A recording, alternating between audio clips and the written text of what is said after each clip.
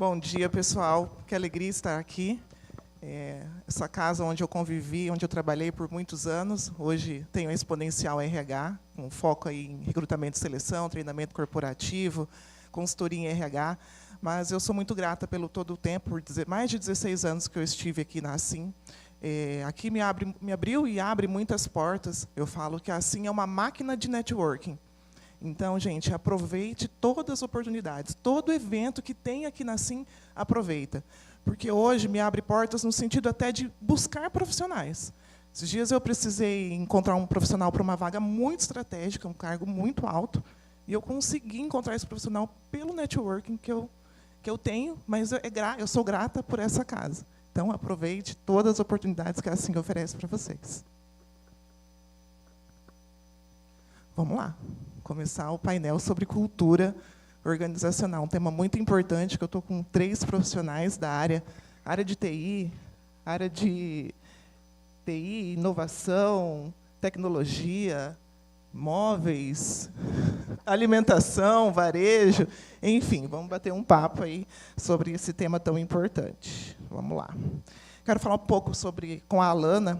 Alana, traz para a gente, na sua experiência, quais ações ou práticas foram determinantes para você transformar os valores organizacionais em comportamentos reais no dia a dia das organizações?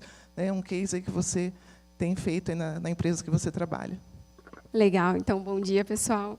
Acho que, para mim, é uma honra estar aqui. Eu sou lá da cidade de Cascavel e fico surpreendida, de fato, com o movimento que aqui tenho presenciado em relação à gestão de pessoas.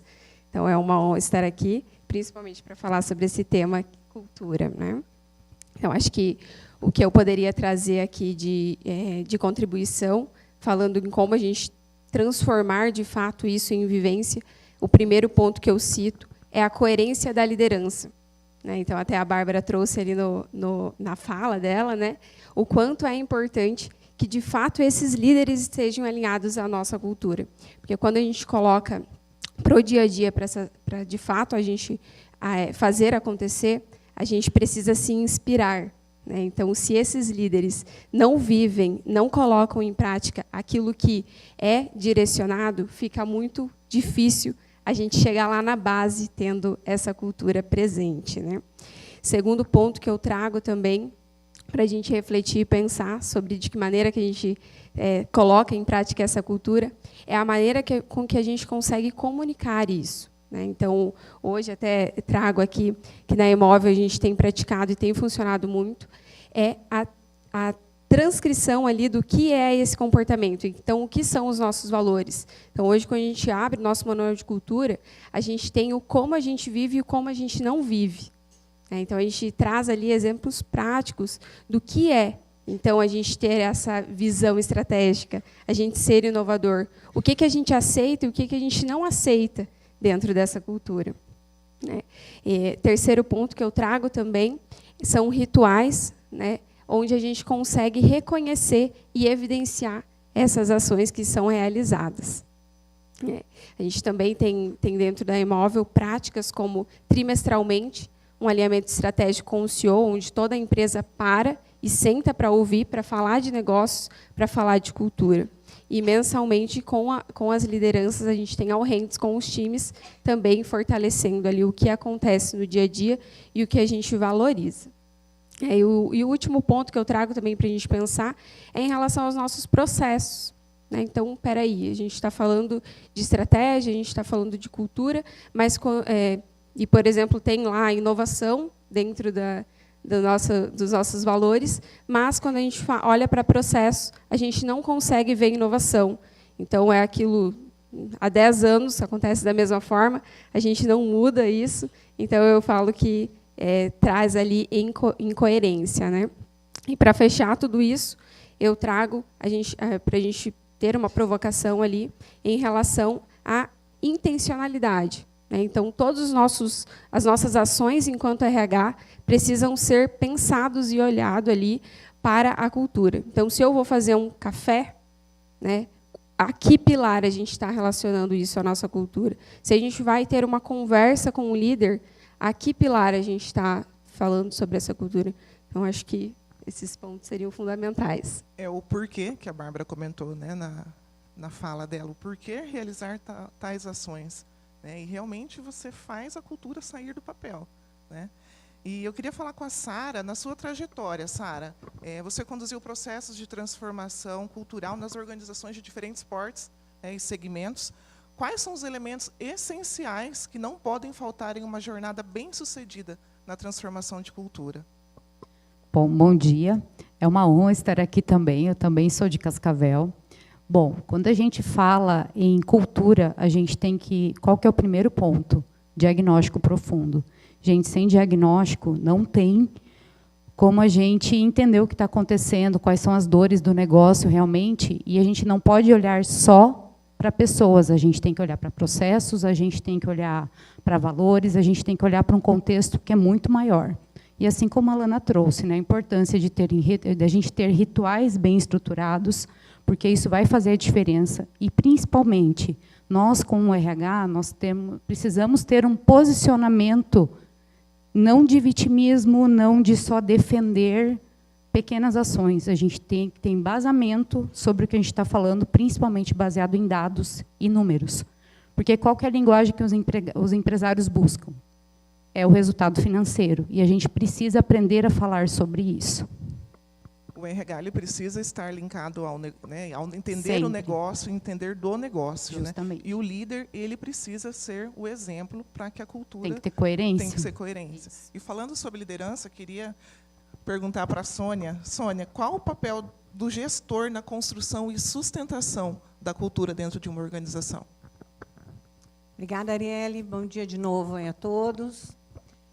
Como a Alana falou, Sara já trouxe aí, Bárbara, o papel, gente, ele é fundamental. Por quê? Porque nós estamos falando de corporações e a gente vive todos os dias dentro das corporações e a gente sabe que lá é um mix de sentimentos, é um mix de emoções, de egos, de vaidade, de falha de comunicação, né? As coisas não são tão didaticamente organizadas como a gente gostaria que elas fossem. Então, a gente precisa colocar a liderança no papel que lhe cabe, que é uma pessoa que consegue transitar, ter inteligência emocional, posicionamento estratégico, visão de gente, visão de resultados, uma pessoa com muito nível de humildade, porque ele precisa saber se colocar em diversos ambientes, conversar com diversos públicos, né? Ele tem que trocar de roupa, ele tem que trocar de linguagem. Então, imagina o quanto essa pessoa precisa ser adaptável e versátil, né? Sem perder a humanidade, porque eu diria que a gente compromete toda a cultura de uma empresa quando a gente não aceita ou não entende ou não se preocupa que os líderes muitas vezes estão pensando alguma coisa, a alta direção está pensando alguma coisa, os diretores estão pensando alguma coisa e a rádio peão, a galera, está pensando outra coisa e fazendo outra coisa, né? Então, a gente precisa entender que a liderança é o elemento que gruda tudo isso, né? E que gruda dentro das possibilidades possíveis. A gente não tem universos tão estruturados ou estruturantes que nos permita uma paz universal. A gente sempre terá conflitos, divergências, mas a gente precisa aprender a trazer a inteligência emocional, a orientação para resultado, como pauta em todos os elementos da cadeia, no nível tático, estratégico, operacional, né, para que a gente possa fazer gestão humanizada com pessoas orientado para resultados. Porque se a gente não tiver os resultados, fecha o barraco e vamos para casa, né? Não tem felicidade, não tem nada. Então, a gente precisa trazer esse.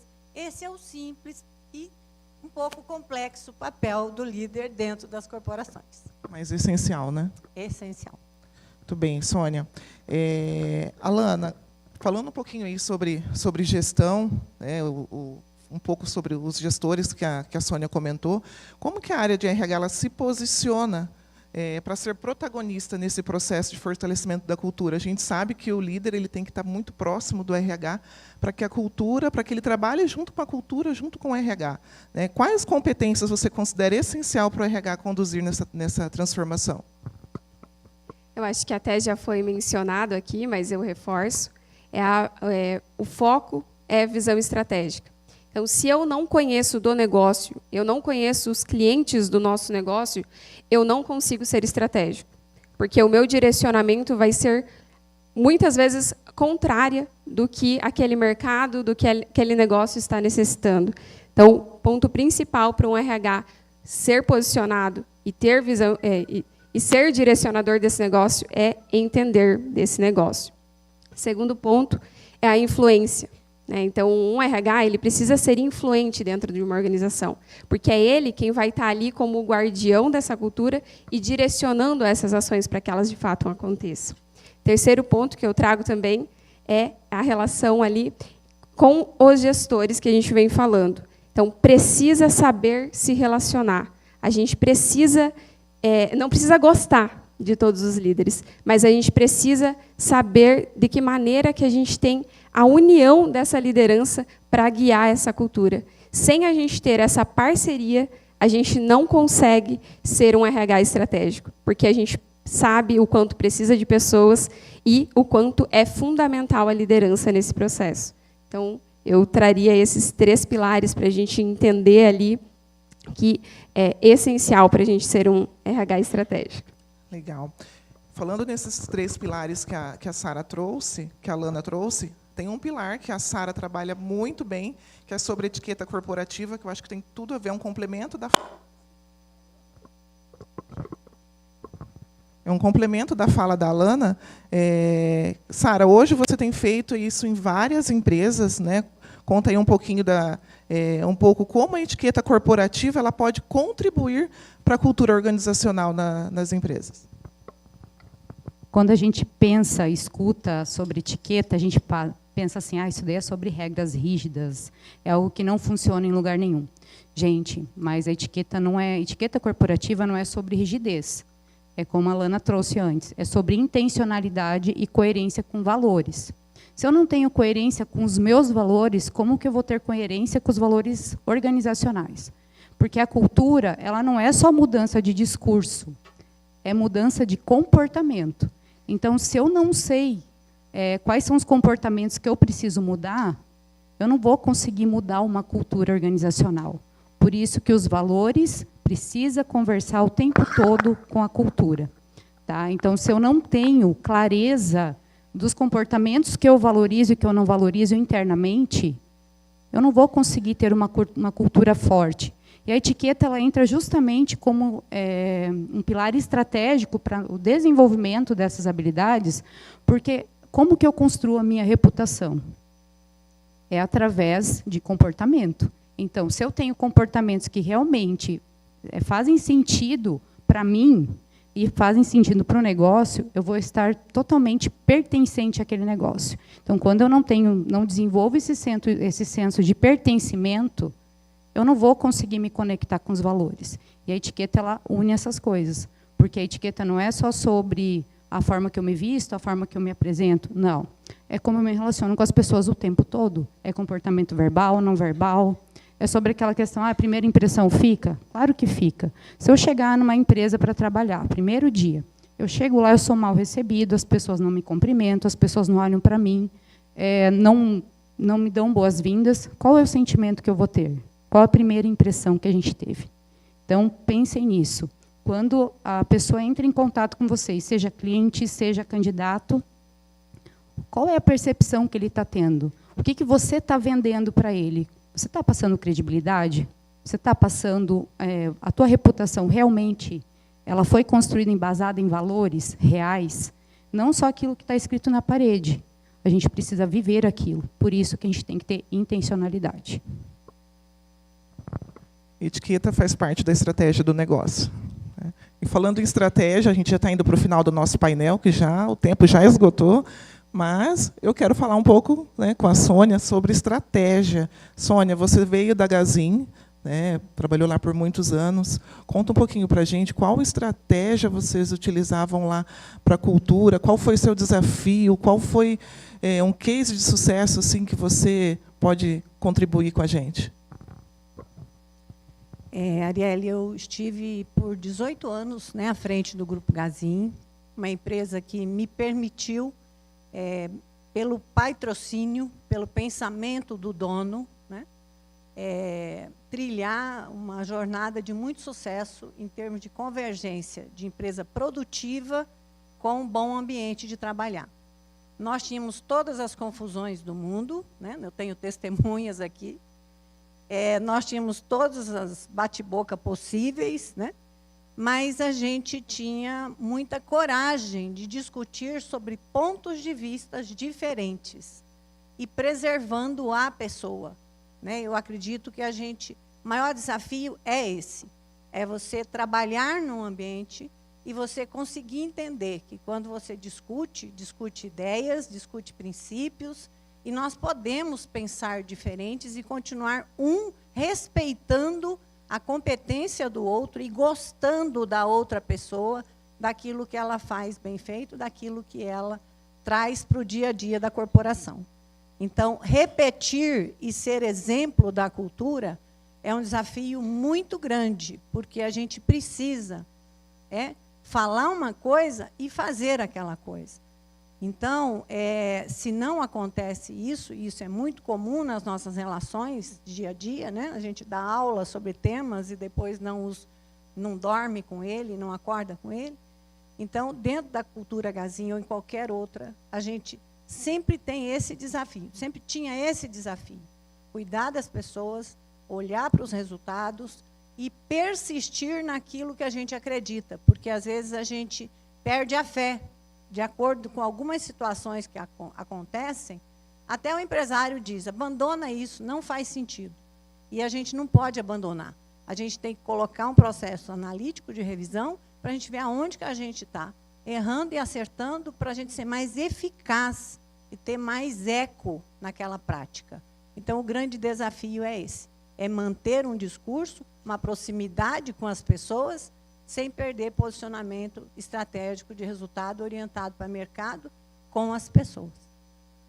Perfeito. Obrigada, Sônia. Obrigada, Alana. Obrigada, Sara. Obrigada a todos. Entregamos para vocês, então, um painel sobre cultura organizacional. Obrigada.